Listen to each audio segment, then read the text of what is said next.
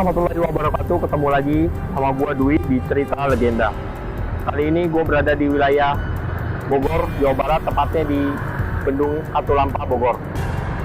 Kali ini gua mau mengangkat sejarah tentang pembangunan Bendungan Katulampa yang konon memakan korban, di antara lain adalah sosok wanita, perempuan,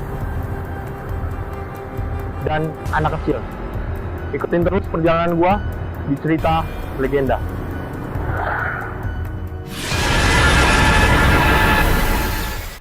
Bendung Katulampa terletak di wilayah Bogor, Jawa Barat, menyimpan misteri tentang sejarah pembangunan Bendung Katulampa Bogor yang konon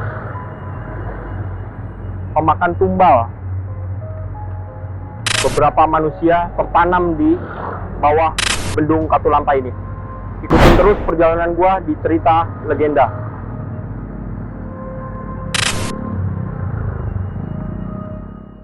Assalamualaikum, Kak. Waalaikumsalam Bisa warahmatullahi wabarakatuh. diperkenalkan saya dengan siapa? Saya Hadi Pujiartono dan bertugas sebagai penjaga pintu air di Bendung Katulampa. Bisa diceritakan sejarah dari Bendungan Katulampa yang terletak di wilayah Bogor ini? Sejarah Bendung Katulampa ini awal mula perencanaan pembangunannya adalah pada tahun 1889. Yang dimulai pembangunannya itu yang diresmikan pada tahun 1911. Nah, pada saat itu adalah masa masih Hindia Belanda ya, Hindia Belanda yang bertempat di Desa Katulampa, Kota Bogor, yaitu di sini tepatnya.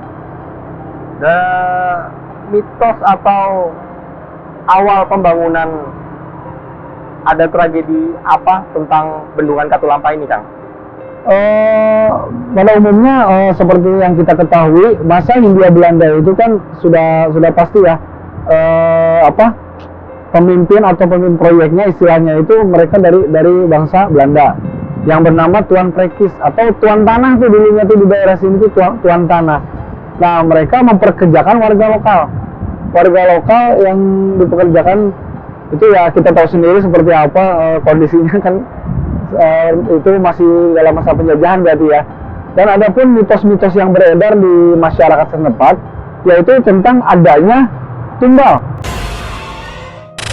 di setiap pilar-pilar yang besar-besar itu.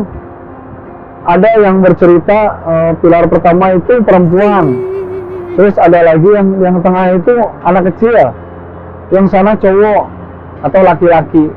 Dan itu pun kata orang sini yang terdahulu, bahkan cerita dari kakek saya dan kakeknya dari kakeknya kakek saya itu bukan warga lokal yang ditanam di situ tuh, tapi melainkan warga asing, entah itu dari mana. Pokoknya kalau berdasarkan cerita sih sosoknya bule lah ini. Apa betul banyak masyarakat bilang untuk melewati di jembatan Bendungan Katulampa ini harus mengklakson atau istilahnya permisi? Ya, kebanyakan sih memang ada yang beranggapan seperti itu juga. Namun kebanyakan juga ada juga yang istilahnya ada komunikasi batin lah. Pada saat berkendara atau lewat itu paling dalam hatinya misalkan punten gitu. Punten ngiring langkung. Biasanya sih seperti itu. Atau yang klakson itu kadang-kadang juga ada juga kendaraan yang klakson. Karena dulu itu kan jembatannya masih kayu ya. Karena saya kebetulan kecil di sini dan besar juga di sini juga. Jadi banyak sedikitnya tahu lah tentang mitosnya, seberapa angker sih Bendung Katulampa ini. Saya tahu tuh. Karena yang pernah saya lihat sosoknya itu yang pertama adalah perempuan bergaun lagi dengan rambut pirang. Ya, biasanya sih ada di pas yang antara pintu air dan jembatan. Biasanya ada di situ dia berdiri memperhatikan ke sini biasanya. Tapi tidak mengganggu sama sekali. Pernah ada tragedi selain itu?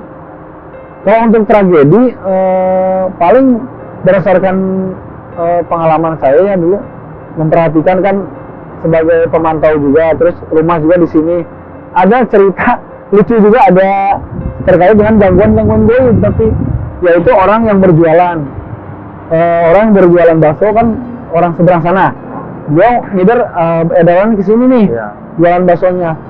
Dan pada saat perjalanan pulang di pertengahan jembatan ini diganggu oleh sesosok makhluk halus.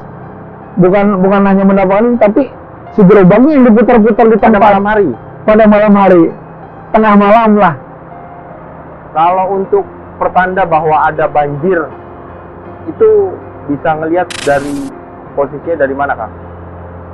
Kita bisa lihat ke arah hulu. Kalau misalnya daerah hulu yang cenderung ke kanan ini gelap, pekat. Nah, atau itu udah salah satu tanda juga. Dan kita yang jaga juga biasanya nggak tenang. Adanya seperti gesekan-gesekan, konflik. Itu biasanya terjadi tuh sering tuh. Jadi kontrol emosi dari kita tuh sebagai tim kerja tuh kadang-kadang ada gesekan. Bila mana akan terjadinya banjir ini. Lalu yang lainnya itu kayak misalkan angin tiba-tiba bus aja dingin gitu anginnya tuh. Lalu seperti ada bau-bau harum-harum. Nah itu udah pasti tuh. Kalau untuk posisi banjir, Ya, tidak seperti ini, Kang, posisinya. tidak. Di hulu sana itu kan ada yang cat ya. Paling maksimum adalah yang kena yang merah. Cat merah itu. Udah hampir kena kolongnya jembatan tuh. Itu udah paling maksimum. Itu bertanda bahwa sekitaran Jakarta banjir. Sudah pasti banjir. Sudah pasti banjir. Sudah pasti banjir. Kalau untuk warga sekitar sama Akang nih yang bertugas di kantor Bendung Katulampa suka melihat atau menampakkan diri di wilayah sini, Kang, sosok-sosok yang berpenghuni di sini. Nah, yang tadi itu, yang pertama sosok-sosok gaib yang pernah saya lihat, yang pertama adalah kaki, Pak. Kaki doang. Kaki doang ada di sana, di jembatan. Lalu yang kedua itu, yang perempuan tadi. Yang perempuan cantik, pakai gaun. Udah bukan seperti orang lokal sih ya, karena kan zaman dulu kalau orang lokal kan biasanya kebaya. Tapi ini gaun. Lalu yang satunya lagi yang serem nih. Yang seremnya itu tinggi besar hitam. Itu bahkan mengganggu di sini biasanya. Dan kejadian yang paling selalu saya ingat itu ketika tengah jaga sekitar sudah masuk pukul 1 itu saya ketiduran di kamar belakang itu ada yang nampar, Pak. Ada yang membangunkan tapi nggak ada orang. Itu ada yang nampar, telak banget, tuk 2-3 kali saya kebangun tidak ada orang. Kalau untuk penampakan hewan atau buaya sejenisnya itu ada enggak, Kang? Kalau untuk hewan sih biasanya cenderung ke harimau. Harimau. Harimau, bukan buaya. Cenderung harimau. Di area sini, Di area sini. di area bendungan ini. Di area bendungan. Bendung Katulampa terletak di wilayah Bogor, Jawa Barat, menyimpan misteri tentang sejarah pembangunan Bendung Katulampa Bogor. Yang konon